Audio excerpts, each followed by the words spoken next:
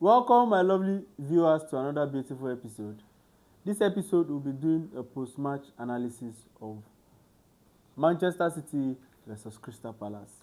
As we all know, Manchester City destroyed Crystal Palace 3-0 against all odds, against, let's say, an unsuccessful hate watch. So, if you have not subscribed, please do well to subscribe and click the bell button so you'll be notified when next we drop another video. Now, let's go into the match analysis proper. Now, if you look at the game, it's a very beautiful game, very beautiful game. Man City set up properly, making sure they didn't leave anything to chance. As against what we, hate watchers, Arsenal fans, were expecting. We were expecting to lift the EPL in the Burnley game, but it didn't happen. It didn't happen. Man City took their chance, did a very fantastic job, did what they should have done. But one thing I noticed is most times when all these clubs play Man City, they are always very, very easy. I just want to ask, is it the setup, is it the Man City setup that makes it very easy for them to take on teams and destroy these small teams?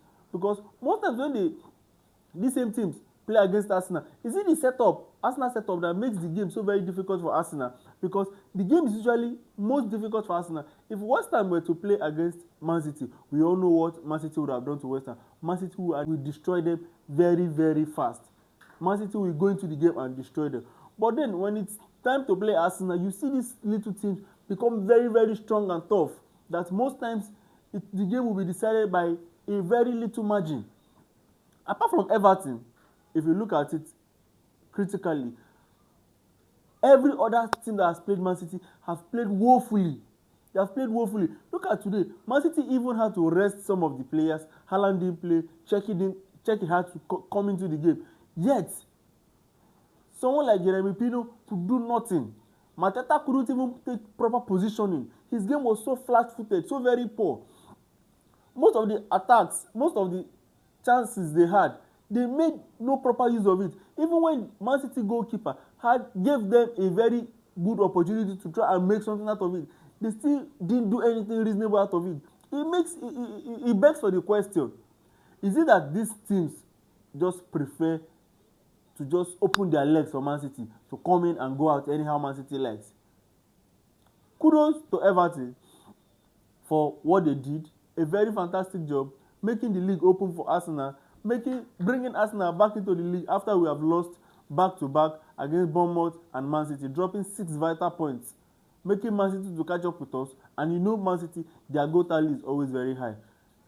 Now, if not for Everton and of course Gehi for losing the ball for bringing Everton into the game, Gehi, thank you very much for bringing Everton into the game. If not, who would have imagined that Man City would be dropping points against Everton? Nobody thought of it. Everybody felt, oh, Brentford and Crystal Palace were going to be difficult games for them. But the Brentford and the Crystal Palace game ended up 6-0 in the both legs. You can just imagine. Man City destroyed both of them.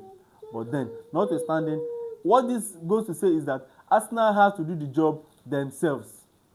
If you want to be champions, just like I said in my video earlier, if you have not seen the video, you need to go and see the match preview, Crystal Palace Man City preview. You need to go and see it, where I talked about Arsenal taking the bull by the horn. If we must be champions, we have to do the job ourselves. Nobody is going to help us. Obviously, nobody wants to help us. But Everton did a very good job. Probably thank you to David Moyes for the way you set up to make sure Everton stopped Man City. That 2-point lead is very, very beautiful. Fantastic 2-point lead. So we will go into this game against Burnley knowing that it is all to play for. We are playing for all. We have everything to play for. So we will die on the pitch. We will give in everything to make sure that Burnley doesn't survive that game. Burnley game, I'm seeing it like another 3-4-0 game. It's not going to be very easy for Burnley. Arsenal knows what is at stake. Every Arsenal player knows what is at stake. Just like Arteta knows what is at stake. If you look at the way he has been setting up his players, you will know he knows exactly what he wants. He is very hungry. Just like the way the fans have been very hungry for years. So is Mikel Arteta. He's also hungry because 6 years and one FA Cup doesn't make sense for the level of job he has done, for how fantastic he has been all through last season and this season, especially this season. Arsenal has played fantastically well, very, very well, very beautifully. Arsenal has played a very good football, giving EPL a brand new face, making sure you know that if you're setting up against an EPL team, you have to bring your A game. Few couple of teams that have played badly because we know they are having a very bad season, like likes of Tottenham, Chelsea, and Liverpool. Otherwise, any other English team you play in Europe, you will know you are playing against a strong team, a strong opponent. But come on, it is all to play for this weekend against Burnley. Crystal Palace were coming for you for losing 3-0, for playing like little girls. Despite Man City shoveling their team, making sure Chelsea over the weekend, yet Crystal Palace couldn't do anything. Look at the game. Look at how poor they were. In the final third, they were very poor. Their final touches was very, very poor. They couldn't do anything reasonable. They were just gallivanting and rolling all around in the pitch like little girls.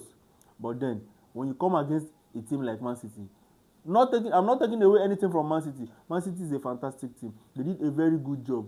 You go against Man City at home, come on, you know what you're in for. Even Arsenal itself didn't play too well against Man City at home. So going to Man City to get a point for Crystal Palace, we all know it's an uphill task, which we know might not happen. But we hate watchers. We were disappointed. We were hoping Crystal Palace would be able to do something, salvage a point. But then it didn't happen. But the league is still not open. The league is done. The league is done. Just Arsenal needs to win the game, one game at a time. 3 points per game. Just like I said, if Man City ends up playing everybody 100-0, it's inconsequential because the league is gone. The league is done. Arsenal has won the league. Come on, you Gunners! The league is coming home. It's coming home. Ole ole is coming home. There's nothing anyone can do about it. Arsenal just need to grind out the necessary results. Beat Burnley, beat Crystal Palace. Crystal Palace has a £10 million to collect from Arsenal for a very easy add-on. So, they know what to do. But the most important thing is, before you get to that match, you have to win Burnley. Burnley is a must-win game because Crystal Palace didn't do what they need to do today. They didn't do their own part of the bargain. So we have to do the job ourselves. What do you think, my lovely viewers? If you have a very different opinion, why not comment it in the comment section? And don't forget to subscribe. And remember, it is all love from here. All love. Hate watch, unsuccessful hate watch. Today is what we call an unsuccessful hate watch day. But we'll all be happy against Burnley. Come on, you Gunners!